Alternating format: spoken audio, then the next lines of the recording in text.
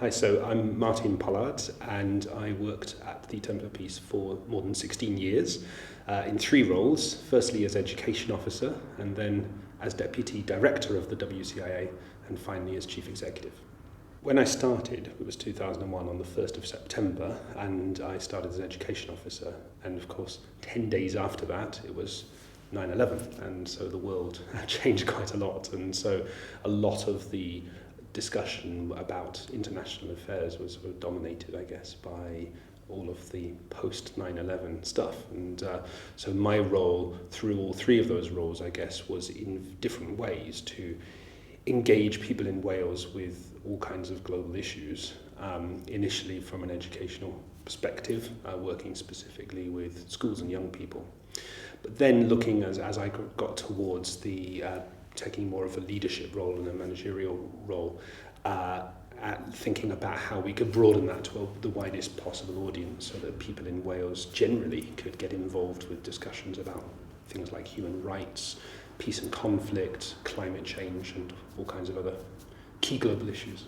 In a range of different ways, but I think the biggest ways that we were able to do that were through some sort of landmark events and also through some big projects. So in terms of the events, I would think in particular about when we had the World Schools Debating Championships coming to Wales in 2006, and we were able to showcase very high quality debates to quite a large number of people across Wales. And then also when Desmond Tutu visited the Temple of Peace in 2012, that was again an opportunity to sort of to open up discussions about international development and about racism and other important issues to a wider range of people. But those are individual events.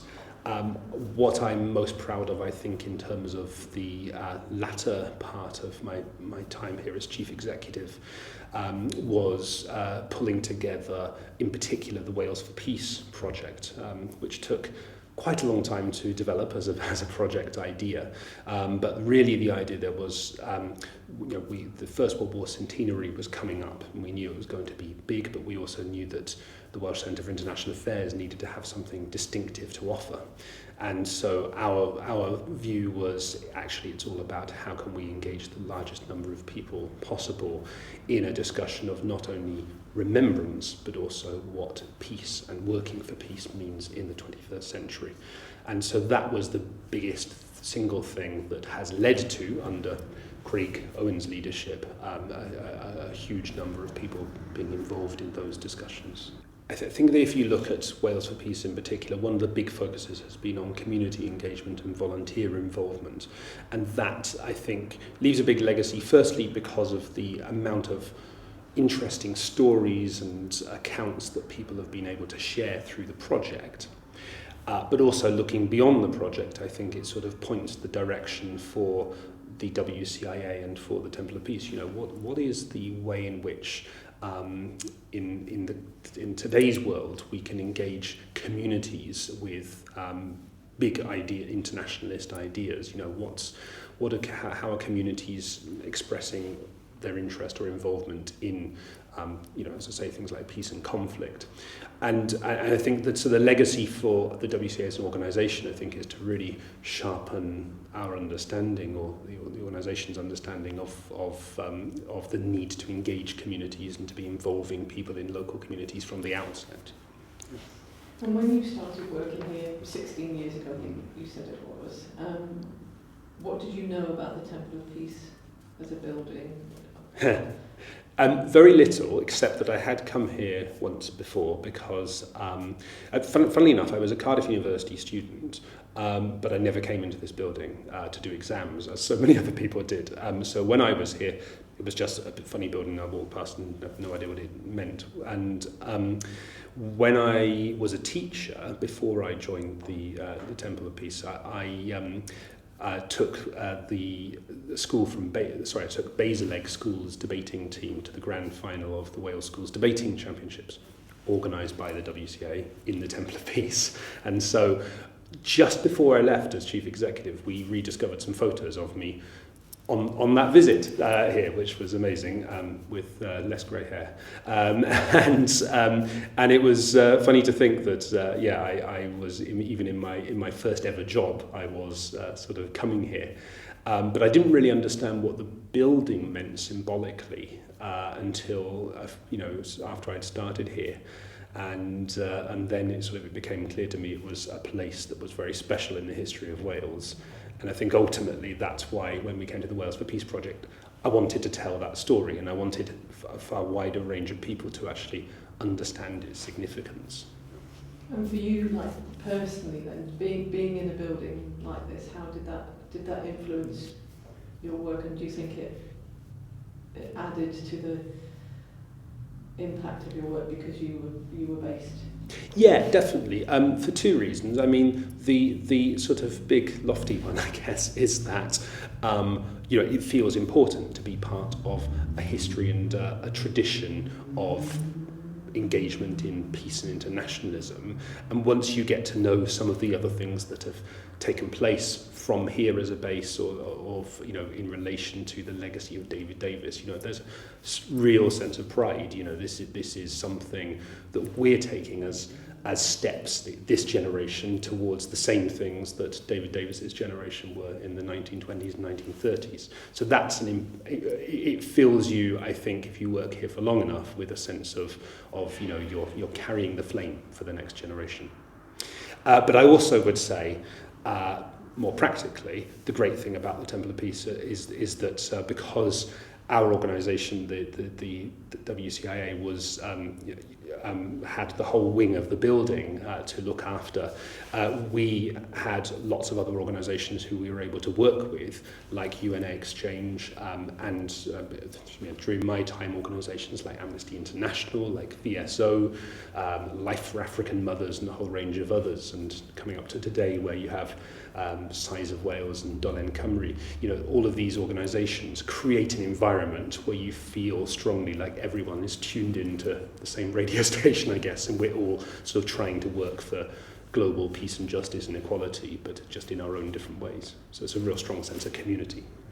And during the time that you were here, were there particular wow moments in terms of either visiting speakers or events? You mentioned debating society, debating championships and things, but were there other things that stand out for you? We had so many speakers coming to the Temple of Peace, and some of them stick in your mind because they were memorable speeches that were made, or memorable things that were said. And Rowan Williams, for example, was one of those, where he came and delivered a kind of broadside on global economics, and this was sort of soon after the crash had happened. I think it was probably in 2008 or something like that. And he came and gave this amazing speech that made it into UK newspapers. So that was a big moment, I think. I mentioned Desmond Tutu because he didn't give a speech. He just came, and the great thing about that was that he gave up to, I think, about 200 people the experience of sitting in a small group talking with one of the world's leading architects of peace, arguably. And I think that was a memorable one, so therefore for a totally different reason, not because of what he said, but because of who he was and what he was bringing. And he clearly was engaged with the idea of Temple of Peace as a concept as well. So that was very important to us, I think. But there were many speakers who came to do lectures. The World Schools Debating Championships was not so much that the Temple of Peace was a big venue for it. It was more that, again, it was that ability of feeling that, as part of that tradition of the WCA, welcoming people from overseas and being an ambassador for Wales's place in the world, it felt possible to do that sort of thing because of that. And so I think that was. We had 300 people coming from 36 countries and staying here for 10 days, and we put them up in the student accommodation, and we held part of the opening ceremony here at the Temple of Peace, and that was just felt hugely significant because so many people went away with an impression of Wales, and I think our welcoming spirit and our sense of wanting to get to know people from lots of different countries and cultures, that hopefully they have stuck with them as well. And this is all the debating championship. Did you initiate the? I did, yes. Does it still carry on now? I initiated the bid to run it here. It started in 1992 or something like that, I think, and Wales has participated every year since I think the second year of the championships. So no, I didn't initiate that, but I did convene the championships when it was here. And we have this amazing photo here, which I just saw coming into this room and remembered that this was all 300 or so people together in the coal exchange, which is where we took this group photo, and it just was a reminder for me of just how we managed to bring all those people together. But no, I mean the tradition carries on, and in fact Wales hosted it in 1995 as well. But it was the biggest single bit of work I've ever had to do as a professional, but it was well worth it. We're in room 39. Yes, yeah. Tell us about room 39 and why you chose to do your interview in room 39. Yeah. Well, room 39 is the committee room that we used for many, many important meetings when I was here. Now, funnily enough, when I started, we didn't have it. We had this terrible room in the basement where we used to have all the meetings for about the first year I was here. But then when we came up here, there was some sort of room swap that happened, and so room 39 became the place where we had most of our board meetings. So although it doesn't look that amazing as a room, it holds a lot of memories for me because it was where we agreed, for example, to do the World Schools Debating Championships. It was where we agreed on strategies and funding bids and all kinds of things that shaped the work that I did when I was here.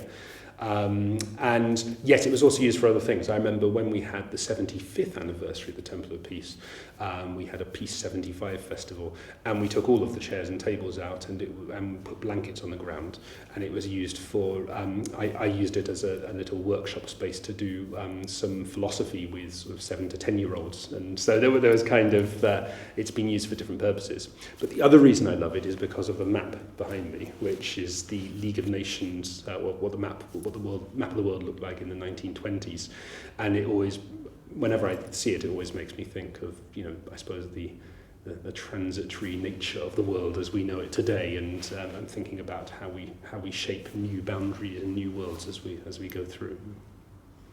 Actually, I will say that when I started here, that wasn't why I started.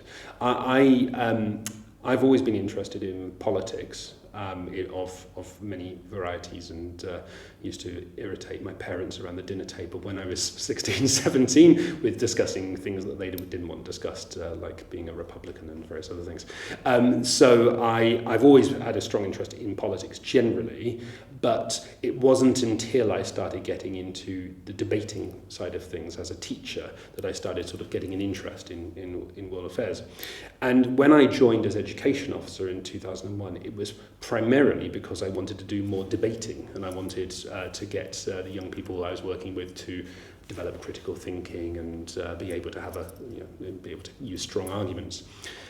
But then I rapidly realised that with a name like, as it was at the time, I was appointed by the Council for Education in World Citizenship, which at the time was a separate charity from the WCIA, and I rapidly realised that world citizenship and international affairs are vast areas there were so many things that I didn't know about. So I deliberately set out in my first couple of years to educate myself about a whole range of different issues, whether that be climate change, whether it be the Middle East and Israel, Palestine, whether it be what was happening in the Democratic Republic of Congo. So I set out to do it. And it wasn't as easy back then because, of course, Wikipedia wasn't as big a thing then, and sort of the early 2000s, internet research was only really just starting off.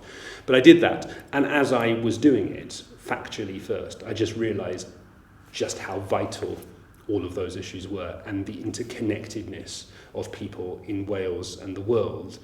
It's not just a buzzword. or a thing that we say to kids. It's actually genuinely true and unavoidable that we have all these connections. So if it's unavoidable, let's make the connections as positive as possible, and let's act on them in the spirit of humanity. And so that was where I came to. And I guess if I look further back, it was probably linked to my I had a religious upbringing, and I'm not particularly religious now, but it was something that connected with that bit of me, which was about morality and ethics, and wanting to and not being able to sort of put my hand on my heart and say that I wanted something different for people in Wales or the UK than what I wanted for everybody else in the rest of the world. So it was something that gradually emerged in me and then became a passion, and still is. Yeah. And you were saying as well about critical thinking, and other people have spoken about the Temple of Peace as a space where people can come and not necessarily share the same opinions, but it's somewhere where you can actually, a place where you can have these difficult discussions. And that's true, and it's really valuable for that point of view, because the great thing about the Temple of Peace, unlike, for example, a university, is that in a way it's a bit more of a neutral space. And obviously, universities do a great job in this sort of thing as well, but sometimes they bring quite a lot of baggage around, especially these days, around no platforming and around what freedom of speech does or doesn't allow you to do. And I think the Temple doesn't really do that, and that there is a sort of understanding that as long as everyone is respectful of each other, and as long as people allow the opposing viewpoints to be heard, that you can sort of say or discuss what you want to in this space. And I think that's the case in the main hall, but I think it's particularly the case in the council chamber upstairs, because of that size of space lends itself to a sort of fruitful and in-depth discussion that you can have. When I was, I think there's possibly a difference between me and some of the other people who've been associated with the Temple at times, in that I was always really keen to slightly burst the bubble of a very hard left-wing perspective that I think some people associated with the Temple have had in the past, and some of the perhaps regular visitors have had. And I was always keen to say, well, actually, you know what, this isn't a place where we all come to agree with each other about what should happen in the world. It's actually a place where we ask hard questions. And a really good example of this was when Jack Straw came to visit the Temple. It was arranged by our president, I think. And I welcomed it, because I thought this is a really good opportunity to get somebody who has been a very important part of the British political landscape, is somewhat controversial, and we had him here. There was a small protest outside, but I wanted to stick to my guns, so that, well, if you can't have a mainstream political figure like Jack Straw coming, then you're not being true to that spirit of critical thinking and inquiry and consideration of different viewpoints. And also going further, the last thing I'll say about this is going further back. If you look at David Davis himself, who established this building in the heart of Cardiff, he was not a pacifist. He was somebody who had quite strong views about the use of force internationally, and so I think would also have wanted to sort of open up those discussions. Is there anything you'd like to say to the Temple of Peace on its? We'll wait for the Yes. I didn't know he was a. I mean, obviously, we're learning loads. He was a pacifist. No, he wasn't a pacifist. Yeah. He wasn't. No, yeah, that's right. Yeah. See, it's interesting. Each time I think of the Temple of Peace as having a persona, and I think its persona is being the slightly awkward person in the room sometimes, with very, very strong set of values and beliefs, but not wanting people to have always the easiest time or the easy answers, and so it sort of sits here in Cathays Park in amongst lots of university and government buildings, but is a slightly different space. So I think what I would say on the Temple's 80th birthday is that whether or not you're Welsh, or whether you come from Wales, live in Wales, or neither, it gives you a sense of understanding the Welsh national identity somehow being here.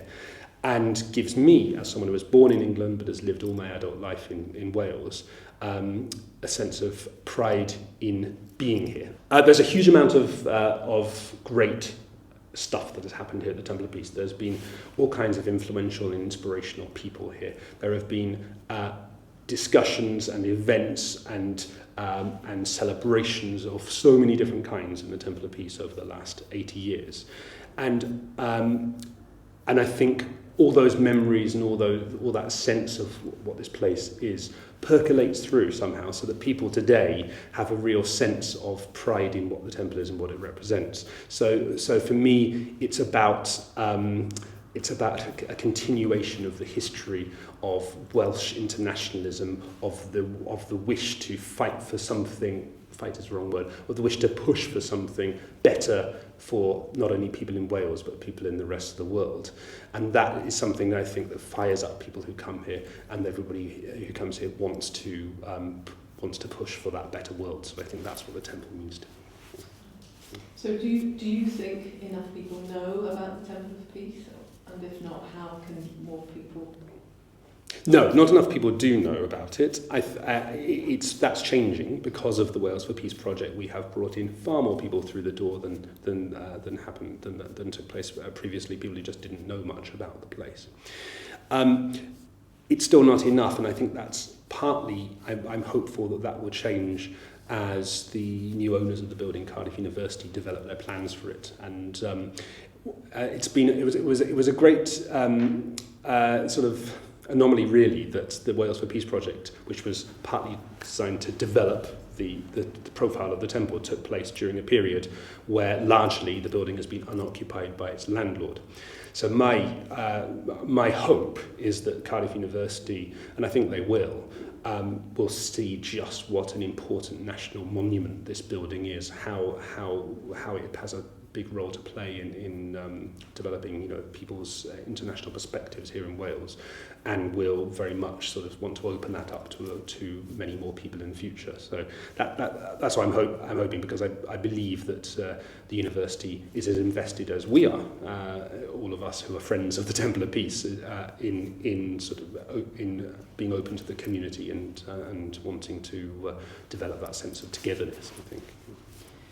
And do you think, I think you've answered this already, but that the Temple of Peace is just as relevant today as it was in 1938, that the ideals and... Yeah. I don't think you could put your finger on a very specific set of ideals or political positions that the Temple of Peace means to people, which is one of the reasons why it's special, I think. And so those ideals, whether you call them democratic or liberal or whatever they may be, have changed over time, and I think there's nothing wrong with that.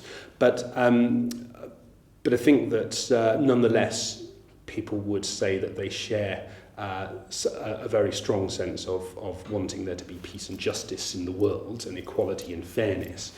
And that's something that is felt every bit as strongly by today's generations of people, I think, as it was 80 years ago. It's just that the expression of them is different. And I think one of the other great things that I hope will continue to be a tradition in the temple is that physically bringing people together. In a world where so much of our political communication is online, is through a Facebook post or that sort of thing, there is still a place for that experience of meeting other people who may be like-minded or not, engaging in discussion, forming friendships, forming a common understanding of different goals, and I think that's what the temple allows for. So it's if anything even more relevant, because I think that side of things is even more important now. And cheesy one, if the Temple of Peace could talk, what do you think? She or he, I don't know if you think of the temple as a she or a he, but what do you think she would say? Ooh. Either on Thursday or... It. I think the temple would say, there are many people who've come through my doors who have had in their hearts a great sort of deal of optimism and ideals for a better world. And just because those are not being fulfilled in the world around us today doesn't mean that they're still not worth fighting for, and doesn't mean that they're still not the ideals that you should cherish. And so I think it would be a message of optimism from the temple, sort of, don't be depressed about what you see as being things that are happening in the world today that may be depressing or frightening, but actually take the spirit of Lord Davis himself, who opened the building just a year before the Second World War began and knew that things were brewing, but wanted to see this as being somewhere that would catalyse action for a better world. So I think the temple would say, just always have that in mind, whatever you think is happening in the world, however bad you think it is, then those ideals should always persist.